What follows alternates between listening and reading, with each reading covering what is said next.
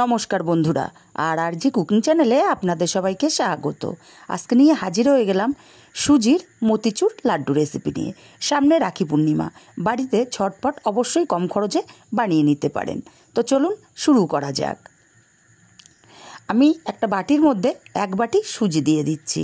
এখানে 200 গ্রাম সুজি আছে, আর ওই বাটি মেপে 1 বাটি কাঁচা দুধ ব্যবহার করছি। আপনারা চাইলে জাল দিয়ে ঠান্ডা করেও ব্যবহার করতে পারেন। যেহেতু রান্না হবে তাই আমি কাঁচা দুধটাই ব্যবহার করলাম। নাড়াচাড়া করে মিশিয়ে দিলাম ভালো করে। এবার ঢাকা দিয়ে 10 মিনিট রেস্টে রেখে দেব।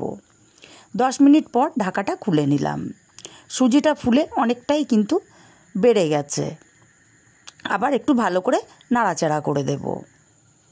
আবারও ভালো করে নাড়াচাড়া করে দিয়ে আগে থেকেই কড়াইতে তেল গরম বসিয়েছিলাম। এখন অল্প অল্প করে চামচের সাহায্যে দিয়ে দিচ্ছি। আপনারা চাইলে হাত দিয়েও দিতে পারেন। ছোট ছোট করে বড়ার আকারে দিয়ে বড়াগুলোকে ভেজে নেব। বন্ধুরা, রেসিপিটা ভালো লাগলে একটা লাইক দিতে কিন্তু ভুলবেন না। বেশ কিছুটা বড়া দিয়ে দিয়েছি, তবে সব বড়া আমি একসাথে দিইনি। আমি 3 ব্যাচে বড়াগুলোকে ভেজে নেব। উল্টে পাল্টে হালকা গোল্ডেন কালার করে ভেজে নেব। খুব বেশি লাল করব না বড়াগুলো ভাজা হয়ে গেছে। এই বড়াগুলো উঠিয়ে নিয়ে আর বাকি বড়াগুলো আমি একইভাবে ভেজে নেব। বাকি সব বড়াগুলো ভেজে নেওয়া হয়ে গেছে। এখন এই বড়াগুলোকেও উঠিয়ে নেব। আমি 3 ব্যাচে বড়াগুলো ভেজে নিয়েছি। বড়াগুলো উঠিয়ে ঠান্ডা করে নিয়েছি। এখন বড়াগুলোকে ছোট ছোট করে ভেঙে নেব। এতে করে মিক্সার জারে দিলে সুন্দর মতো গুঁড়ো করা যাবে। প্রথমে আমি বড়াগুলোকে ছোট ছোট করে ভেঙে নিয়ে তারপরে মিক্সার জারের মধ্যে দেব। বড়াগুলো সব একইভাবে ভেঙে নিয়েছি। এবার একটা মিক্সার জার নিয়েছি। মিক্সার জারের মধ্যে বড়াগুলো দিয়ে দেব। তবে সব বড়া একসাথে দেব না, তাহলে ভালো মতো গুঁড়ো হবে না। আমি অল্প অল্প করে দিয়ে তারপরে গুঁড়ো করব। আর গুঁড়ো করে একটা পাত্রের মধ্যে ঢেলে নেব। আর বাকিগুলোও একইভাবে গুঁড়ো করে নিয়েছি। আর গুঁড়োটা ঠিক এরকম দানা দানা করে গুঁড়ো করতে হবে, মিহি করে গুঁড়ো করা যাবে না। দানা করে গুঁড়োটা করে নিতে হবে। আমি গ্যাসে একটা কড়াই বসিয়ে যেই বাটি মেপে সুজি দিয়েছিলাম ঠিক সেই বাটি মেপে 1 বাটি চিনি দিলাম আর 1 বাটি জল দিলাম। নাড়াচাড়া করে চিনিটাকে একটু গলিয়ে নেব। তারপরে চিনির রসটাকে ফুটতে দেবো। আর চিনির রসটা যেই ফুটে উঠেছে, চিনিগুলোও গলে গেছে।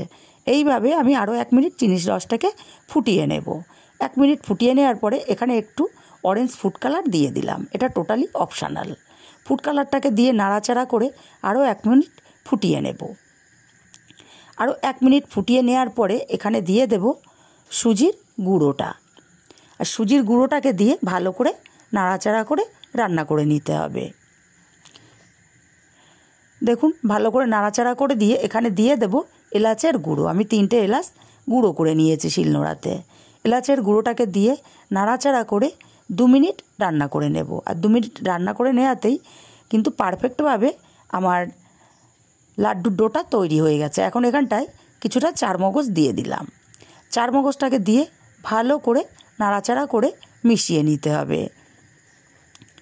খুব ভালো করে চারমগজটাকে মিশিয়ে নিয়েছি। এবার গ্যাসের ফ্লেমটা একদমই অফ করে দেব। দিয়ে এখানে দিয়ে দেব 2 চামচ ঘি।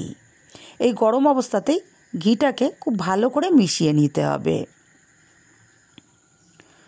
ঘিটাকে খুব ভালো করে নাড়াচাড়া করে মিশিয়ে নিতে হবে, যেন সব জায়গায় ঘিটা পৌঁছে যায়।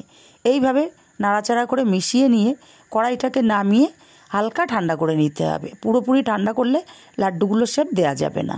হালকা ঠান্ডা হওয়ার পরে কিছুটা করে নিয়ে লাড্ডুর শেপ দিয়ে নিতে হবে।